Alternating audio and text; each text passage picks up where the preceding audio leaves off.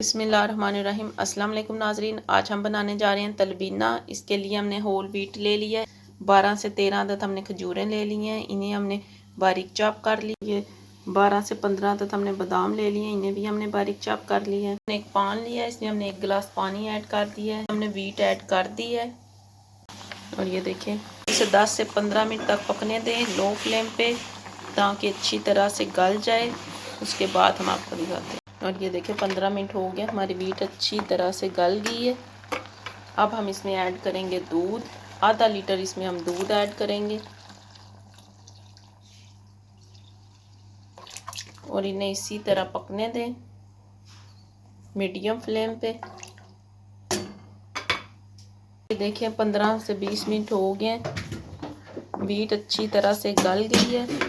अब हम इसमें ऐड करेंगे ये अपनी कटी हुई खजूरें और बादाम, ये ऐड कर दें। और ये देखिए 15 से 20 मिनट हो गए पकते हुए, हमारी तलबीना होगी है तैयार। अब हम इसे कर लेंगे डिश आउट।